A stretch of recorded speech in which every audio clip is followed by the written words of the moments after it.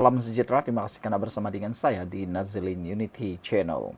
Ini pendedahan terkini berkait dengan siasatan kes membabitkan 170 juta ringgit berkait dengan Ismail Sabri Yaakob dan penemuan jongkong-jongkong emas yang bernilai lebih 7 juta ringgit.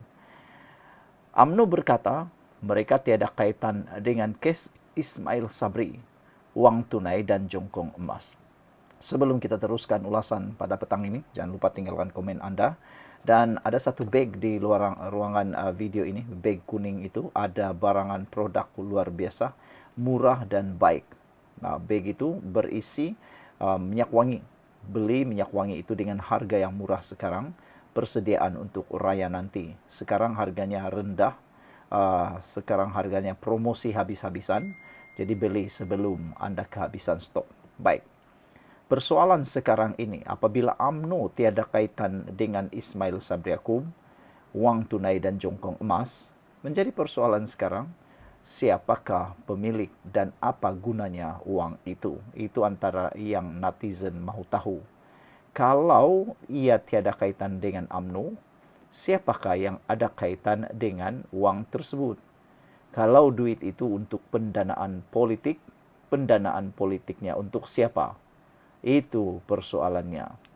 Kalau bukan dengan UMNO Barisan Nasional, takkanlah pula diguna untuk Perikatan Nasional. Sebab ramai yang kata mungkin uang itu digunakan untuk pendanaan politik. UMNO dilihat menjarakkan diri daripada siasatan kes rasuah, membabitkan bekas Perdana Menteri Ismail Sabri Yaakob. Setiausaha Agung UMNO Ashraf Waji Dusuki berkata, UMNO memandang serius cubaan mengaitkan parti itu dengan penemuan wang tunai dan jongkong emas di rumah individu tertentu yang dikaitkan dengan Ismail Sabri Yaakob.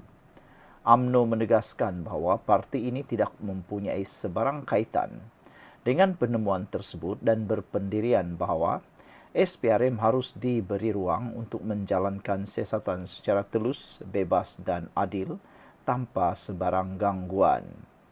UMNO juga tidak akan teragak-agak untuk mengambil tindakan undang-undang terhadap mana-mana pihak yang sengaja mengaitkan, menuduh atau mencipta persepsi bahawa parti ini mempunyai hubungan dengan kes yang sedang disiasat, katanya dalam kenyataan hari ini. Bagaimanapun Ashraf tidak menamakan mana-mana pihak yang didakwa cuba mengaitkan UMNO dengan kes tersebut.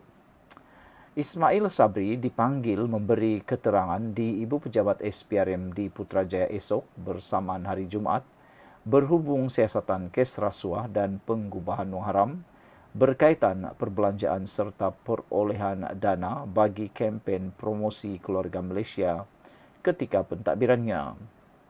Ini susulan serbuan SPRM terhadap premis yang dikatakan atau dikaitkan dengan beberapa pegawai Ismail, di mana kira-kira 170 juta ringgit wang tunai dirampas dan 16 kilogram jongkong emas dirampas. Setakat ini, SPRM telah merekodkan keterangan daripada 31 individu dan membekukan 13 akaun bank berjumlah sekitar 2 juta ringgit. Semalam, Perdana Menteri Anwar Ibrahim menafikan dakwaan bahawa siasatan terhadap Ismail Sabri Yaakob bermotifkan politik. Saudara-saudara sekalian, apakah nasib terakhir Ismail Sabri Yaakob? Di saat ini kita dapat lihat seakan-akan UMNO menjarakkan diri daripada siasatan kes rasuah membabitkan bekas Perdana Menteri Ismail Sabri Yaakob. Sekian dulu untuk kali ini. Jangan lupa tinggalkan komen Anda. Salam sejahtera. Terima kasih kerana bersama dengan saya di Nazilin Unity Channel. Tiba-tiba pemuda UMNO mahu jadi wira rakyat. Lucunya. Apa yang lucu tuh? Terutamanya Akmal Saleh. Sebelum kita teruskan ulasan kali ini, jangan lupa tekan butang subscribe dan tekan butang beg. Tekan beg kuning yang ada dalam video ini. Saya kongsikan dengan Anda satu produk ubat gout yang paling mujarab yang saya pernah tahu, yang mana harganya sekarang sedang rendah. Kami ditawarkan dengan harga yang sangat rendah. Anda tekan beg kuning itu, Anda lihat ada banyak jenis ubat gout sana yang mujarab, dijamin mujarab, ada testimoni yang baik, dan lebih penting lagi halal. Anda boleh memilih yang ditelan maupun disapu saja. Insya Allah Anda akan sembuh. Macam itulah.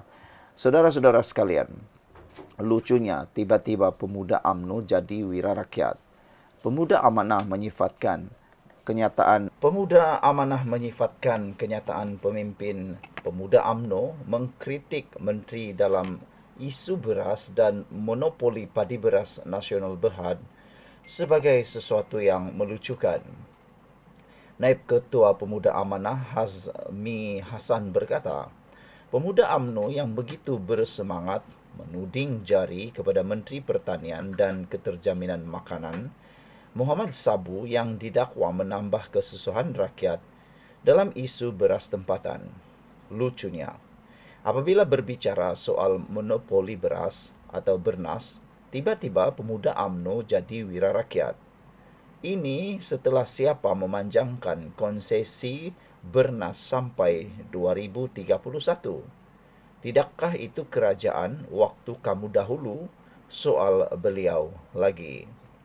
Siapa yang tidur lena ketika puluhan tahun rakyat terpaksa bergantung kepada sistem lama yang kamu sendiri pertahankan dulu? Dalam bahasa mudah, janganlah hari ini datang menjerit api kalau semalam kamu sendiri yang simbah minyak, katanya dalam kenyataan media hari ini. Semalam ketika isu kekurangan beras tempatan di pasaran terus menjadi perhatian pemuda UMNO Malaysia, sekali lagi menghidupkan semula cadangan untuk memecahkan monopoli yang dipegang oleh Bernas. Exco Pemuda UMNO Wan Zuhir Ghazali berkata, Muhammad perlu bertanggungjawab kerana ia melibatkan sebahagian besar rakyat negara ini. Katanya, rakyat negara ini sedang terjejas teruk dengan apa yang berlaku sekarang. Namun Menteri bercakap mengenai isu campuran beras berlaku sejak tahun 70-an. Saya mencadangkan untuk menstruktur semula Bernas dan menggalakkan pemimpin industri baru yang lain, katanya. Bernas sebagai satu-satunya pihak yang mengawal import dan pengedaran beras perlu distruktur semula bagi memastikan ia tidak menghalang persaingan sihat dalam industri, kata Wan Zuhir. Hazmi pula menegaskan menteri bukan hanya sedang menjelaskan fakta sejarah mengenai dasar beras negara tetapi sedang memimpin usaha pembetulan. Dia turut menyenaraikan usaha yang sedang Kerajaan Madani lakukan, iaitu mewujudkan pengeluaran beras tempatan, pemberian subsidi 150 juta ringgit bagi menstabilkan bekalan dan memperkemas pengedaran supaya beras tempatan kembali meluas di pasaran. Adakah cukup? Belum. Adakah mudah? Tidak. Tetapi ini kerja yang pemuda amanah percaya harus diteruskan. Bukan dengan retorik kosong, tetapi melalui dasar berani dan penyelesaian jangka panjang, katanya. Kepada pemuda UMNO dan PAS, kami ucapkan terima kasih atas keprihatinan kalian yang tiba-tiba ini, katanya.